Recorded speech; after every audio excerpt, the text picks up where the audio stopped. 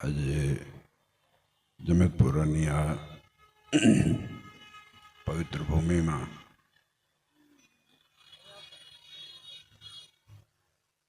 સરસ આયોજન યજ્ઞપ્રકાશ સ્વામી કર્યું અને આનંદની વાત તો એ છે કે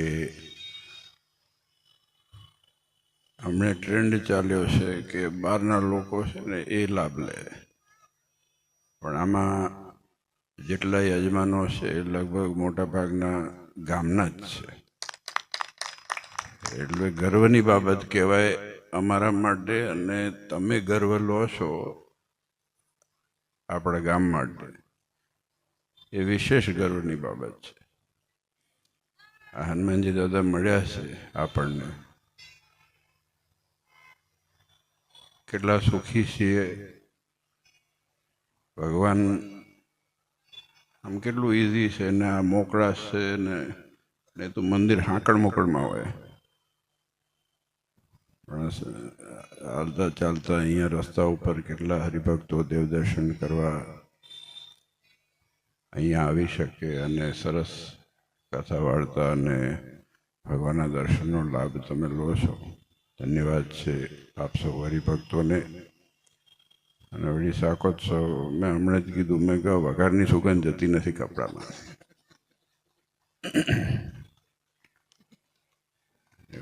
ઘરે જઈને ખાવાનું ભાવતું નથી. આમાં નિયમ હોય, આપણે સંતો બનાવતા હોય એટલે ખબર હોય, આમને બધાને ના ખબર હોય, આમને ખબર હોય. જે બનાવે ને એને પછી ખાવાનું ઈચ્છા ટળી જાય, વઘાર ને આને તેને બધું કરે એટલે રહી રહીને ખાય, મોડેથી ખાય, પણ મજબૂત વઘાર થાય જમેતપુરામાં. સુગંધ થઈ ગઈ. હાજે ભાઈ વઘાર કરવાનો એમ બોલો. જગતમાં લોકો ભૂખે મારી નાખે. દુનિયામાં હમણે હું કંઈક એક નાનું એવું કંઈક જોતો હતો. હું અહીંયા આવતો હતો ને ત્યાં જે હવે ગઈકાલે મોટા બાપજીને બધા જમવા બેઠા હતા ને ત્યારે વાત કરતા હતા કે આ એઆઈ છે ફોર એક્ઝામ્પલ, અને આ બધું જેટલું આગળ વધતું જાય છે તો માણસની બુદ્ધિ નાની થવાની છે. એ કંઈક ચેટ જીપીટી કે એવું કંઈક નીકળ્યું, બરાબર? એવું કંઈક એને કહો એટલે બધી કથા કરી આપે. એટલે પછી અહીંયા સ્વામીની જરૂર પડશે નહીં, આપણે ચેટ જીટીપીને મૂકવાનું. હાર તો રહે ચેટ જીટીપી જ પહેરાવે. એટલે અમે બાપજી જોડે વાત કરતા હતા અને એના બહુ ઇન્ટરેસ્ટિંગ વસ્તુ છે કે માણસને એઆઈ તો આવ્યું, પણ એની સાથે સાથે આ લોકડાઉન આવ્યું, બધું માણસ ભૂલી ગયો. માણસની સાથે વાત કરતા ભૂલી ગયો. એટલે 2-3 વર્ષ થયા પછી ઓફિસ જવાનું હોય ને પછી વાત શું કરવી એ ખબર ના પડે, કેમ કે સ્માઇલીઓ જ મોકલી હોય નકરી, સુખીની ને દુઃખીની ને એ બધી. પણ પરંપરા એ છે કે માણસ પ્રત્યેનું અંતર ઓછું થાય ને એ ક્યારે થાય કે ભેગા મળીને જમે, ભેગા મળીને હસે, ભેગા મળીને વાતચીત કરે. એ પરંપરા, પ્રણાલિકા, એના સંસ્કારો ત્યારે જ જળવાઈ રહે જ્યારે એક પરિવાર, અને આપણો તો આટલો મોટો પરિવાર છે, આનાથી પણ મોટો પરિવાર છે, કે જે ભેગા મળી અને કેમ કે આ બધું જેટલું આગળ એડવાન્સ થાય ને પછી ખબર જ ના પડે શું થાય છે. આપણે બુદ્ધિનો પ્રયોગ કરવો જ ના પડે, બધું લખાણ લખીને જ આવે. હમણે કોઈક હરિભગતને મેં કીધું આ જરા ટ્રાન્સલેટ કરજો ને તમે. મારો ટાઈમ નહોતો એટલે ટ્રાન્સલેટ પછી હતો ને હતી ને એવું બધું જુદું જુદું આવતું હતું. મેં કીધું શું થયું કે ચેટ જીટીપીમાં કહ્યું. મેં કીધું ભાઈ મેં તને શું કરવા આપ્યું? જો ઇન્ટેલિજન્સ કે કોમન સેન્સ, ઇન્ટેલિજન્સ તો નહીં કહું પણ કોમન સેન્સ, સોક્રેટસે એક જમાનામાં કીધું હતું કોમન સેન્સ એ કોમન નથી, પણ હવે તો લાગે કોમન સેન્સ રહેવાનું જ નથી. આજે માણસ પાસે સામાન્ય બુદ્ધિ એ હણાઈ જાય છે. અને એક આનંદ છે વ્યક્તિ સામે આપણે આમ જો તમારે મોઢા જોઈએ તો આમ ગમે, વર્ષે દાડે 2 વખત 4 વખત જોવાનું થાય આમ થાય કે ના આપણે બધા છીએ દુનિયામાં, જીવતા છીએ. એમ હું જીવું છું, તમે છો, અને લઈ શું જવું છે? છેલ્લે તો રોટલા ને શાક જ ખાવાના છે. એટલે બાપજી જોડે વાત કરતા હતા. બાપજી કે આ બધું આવું છે. મેં કીધું આ બધું આ જ છે દુનિયામાં, પણ આપણે સંપ્રદાયની જેટલી પરંપરા છે, જેટલી પ્રણાલિકા સચવાઈ રહે છે, એનાથી પોષણ થાય છે. અમારે વાતચીત થતી હતી અને એ બહુ જરૂરી છે. અને આજે આવું સરસ જો સવારે આપણા નાના દેવના પ્રાંગણમાં પ્રસાદીના સભા મંડપમાં સરસ શાકોત્સવનું આયોજન કર્યું. અને અત્યારે હનુમાનજી દાદાના ચરણોમાં કાળ કર્મથી છૂટી. હમણાં આપણે રોજ ગઈએ છે ને, આખી આરતી ગઈએ એમાં એક શબ્દ તમે જુઓ તો એક શબ્દ આમ રોજ ગઈએ છે નીકળી જાય છે, બધું આમ જતું રહે છે, ટેવાઈ ગયા હોય ને. અને એ તો વાસ્તવિક છે, ટેવ પડે ને. મારો એક સિદ્ધાંત છે કે ટેવની ટેવ ના પાડવી. એ કોઈ દિવસ એવી ટેવ ના પાડવી, કેમ કે ટેવથી પછી એમાં રસ ઉડી જાય. કરો ખરા. તમે ધારો કે અમુક લોકો હોય ને કે મારે કોઈના ઉપર જનરલ વાત નથી, આ તો સારી વાત છે. અમુક કહે ને કે અમારે રોજ મંદિર જવાનો નિયમ છે, પણ મંદિર જઈને કર્યું શું?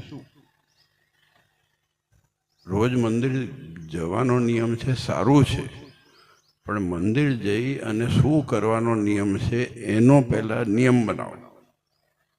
આ બહુ જરૂરી છે. કેમ કે આજે હનુમાનજી દાદાના દર્શન આપણે કરતા હોઈએ, શનિવારે આવતા હોઈએ, અમારે નિયમ છે. નિયમ સાચો, પણ એમાંથી પ્રાપ્તિ નિયમ કયો લીધો, કે કયાથી આપણું જીવનમાં પરિવર્તન આવ્યું, કે કયાથી આપણા દીકરા દીકરીઓમાં કે આપણા પરિવારમાં ફેર પડ્યો, એ ખાસ અગત્યની વસ્તુ છે. આ હું માનું છું. કેમ કે નહીં તો ટેવ પડી જાય ને તો જાય માણસ, પછી ના જાય તો શરમે જવું પડે. કે નહીં તો સ્વામી પૂછશે કેમ નથી આવ્યા, કે તમારો નિયમ છે. એટલે અગત્યની વસ્તુ એ છે કે જગતની અંદર કોઈ મિનિંગ હોય. અને આ ભગવાને છે ને એટલા માટે કીધું, સ્વામિનારાયણ ભગવાને, કે નિત્ય નવી શ્રદ્ધા રાખવી. ગઈકાલે જેટલી શ્રદ્ધા હતી, જેટલી ભગવાનમાં આસ્થા હતી, જેટલી સંતો હરિભક્તો પ્રત્યે મમત્વ હતું, એનાથી વિશેષ થાય ને તો કામ કર્યું સાચું. અને એ દેખાય છે આજે તમારા જમેતપુરા ગામની અંદર. દિન પ્રતિદિન ઉન્નતિની પ્રગતિ તમારી બધાની થાય છે. તો ખૂબ સરસ વાંચન. યજ્ઞપ્રકાશ મહેનત બહુ કરે છે. હમણાં રાત્રિય પારાયણ બહુ કરે છે.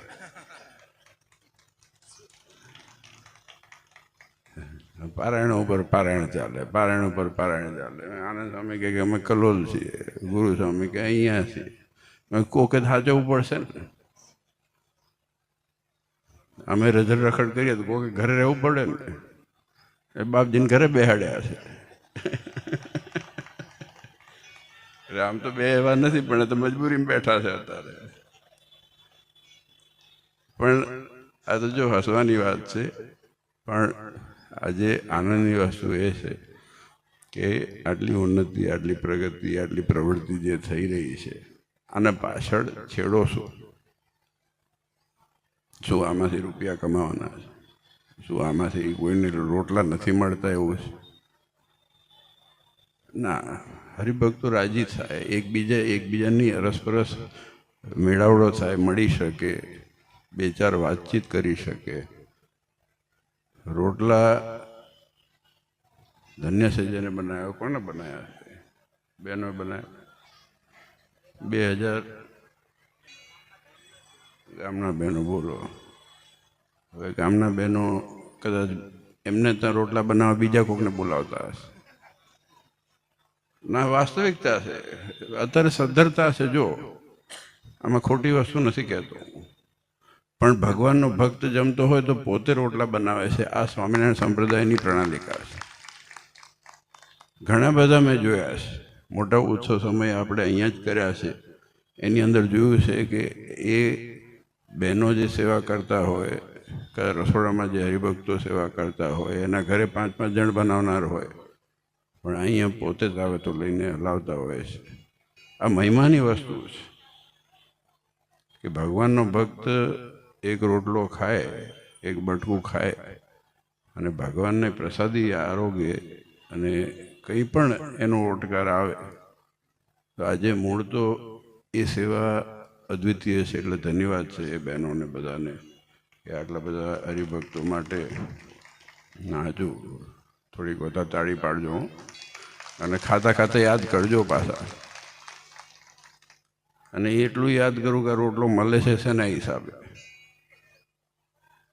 હું કાયમ કહું છું, મેં કીધું કાયમ યાદ નથી રહેતું. આ બધી વસ્તુ છે ને કાયમ ના યાદ રહે આપણને. સુરેશભાઈ, અરે કાયમ રોજ ખાઈએ ને એટલે ના ખબર પડે, પણ મેં આ નિયમ પડી ગયો ને ખાવાનો. 2 ટાઈમ 3 ટાઈમ 4 ટાઈમે ખાવો છો તમે તો વાર. રાત્રિ પારાયણમાં 12:30 વાગે શું કરે ભાઈ? ભૂખ લાગે શું કરે? રાતે નાસ્તો કરે. નાસ્તો રાતે 12:30 કયો નાસ્તો હોય? ભૂખ લાગે શું થાય? પાપી પેટ કા સવાલ હે.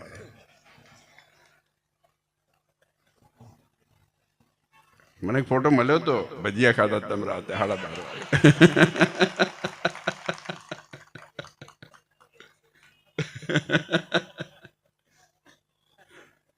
શું કરીએ, અમારી જિંદગી છે ને ફાયર બ્રિગેડ જેવી હોય. એટલે ફાયર બ્રિગેડ વાળા હોય ને એટલે રસ્તામાં જતા હોય. ઘણી વખતે બહુ એક દિવસ અમે ક્યાં સવારે નીકળ્યા, માંડવી ગયો, પાછો 2 કલાક ત્યાં હાજરી આપીને પાછો નીકળી આવ્યો. પછી તકલીફ એ થાય કે જ્યાં ગામ આવવાનું થાય ને તારે જ ઊંઘ આવવાની શરૂ થાય. એટલે આમ તો પહેલેથી તો નક્કી હોય નહીં કે ગામ આખીની પંચાયત લઈને બેઠા હોય, કોઈકને ફોન આવતા હોય, આ હોય તે હોય. એટલે જ્યાં આમ આમ જોગું ચડે ને તો કે ગામ આવી ગયું, હાલો તૈયાર થઈ જાઓ, ચલો પટકે. એટલે ફાયર બ્રિગેડ જેવું છે. આમ તમને એમ લાગે કે આમાં બહુ મજા છે અહીંયા બેસવા, પણ એક 5 દાડા જો ભેગા હાલો ને તો કે આમ હાથ જોડી રાખો કે ભાઈ બાપા આમાં ધંધો નથી કરવો, નહીં તો છૂટાછેડા થઈ જાય પાછા. એ પાછું સેકન્ડ વસ્તુ છે. આ તો ભગવાનની કૃપા છે કે આ બધું, અને બહેનોમાં એકાદીવાળા પ્રવૃત્તિ કરે કે આ બધું ચાલતું રહે છે. આ સંપ્રદાયનો એક આનંદ છે. એક મેં વચ્ચે હું મોમ્બાસા ગયો ને તો ફ્લાઇટ કંઈક મિસ થઈ હશે, તો રાતે 11 વાગે સભા કરી. પછી આમ કંઈ સેટિંગ ના થયું. મેં કીધું રાતે 11 વાગે, એક તો લગભગ 22 કલાક તમે ફ્લાઇટ કાઢીને ગયા આમથી આમ ફરીને, અને 11 વાગે પાછા ઓલા કે સભા કરવાની, અને સામે એવું લઈને આવ્યા હતા. પણ પછી બધા હરિભક્તોનો પ્રેમ જોઈને ઓટોમેટિક થાક ઉતરે છે. આ વાસ્તવિકતા છે. નહીં તો મને પોતાને ઘણી વખત એમ થાય કે આ ધંધો કરું છું શું કરવા? ધંધો ઇન ધ સેન્સ કે આટલું ભાગદોડનું મિનિંગ શું છે? કોઈક માણસ તો વિચાર કરે ને કે ભાગદોડ કરવાની છે એના માટે, પણ પછી વિચાર થાય કે જો આ ભગવાન છે, ભગવાન જો ભગવાન છે ને એને એટલું કીધું છે પહેલાં થઈને મારો દાખલો સફળ કરજો. આજે ભગવાન વિચાર કરો કે નથી આ સફારી ગાડી, નહોતા આ જોડા, નહોતા કોઈ જોડે જોડા મૂકનારા, નહોતા કોઈ વ્યવસ્થા કે નહોતા કોઈ શાક કે રોટલો આપનારા. તો આટલા વર્ષો સુધી વન વિચરણ કરી અને આપણા હિતને અર્થે, આપણા કલ્યાણને અર્થે આપણે આ સંપ્રદાય આપ્યો છે. આપણે બહુ મોટા ઋણી છીએ. આપણે વિચાર કરીએ ને, એક રીતે વિચાર કરીએ તો એ મોમેન્ટ જે આખી મહારાજે કરી છે ને, એ આજના દિવસે તમે કરો તો એ મેળ ખાયો નથી. કે નાના ગામની અંદર જ્યાં વ્યવસ્થા નથી. હમણાં હું ડાંગરવા ગયો હતો, ત્યાં મહારાજ ગયા, કરજીસણ મહારાજ ગયા, ત્યાં આવી સભાઈ નથી થતી. લોકો ગાળો દેતા હતા અને ઢેફા મારતા હતા, ઢેખારા મારતા હતા, સંતોને હેરાન કરતા હતા. એ પરિસ્થિતિમાં આવી અને મહારાજે જે આપ્યું છે આપણને, પોતે બધું મૂકી અને મારો આશ્રિત સુખી થાય, સંપન્ન થાય. અને એ તો હું માનું છું કે આપણે જો સુખીને સંપન્ન હોઈએ, જે કાળ કર્મથી છૂટી, જો કાળ અને કર્મને ભેગા કરો ને તો એને કોઈ બાદબાકી કરી શકે એમ નથી.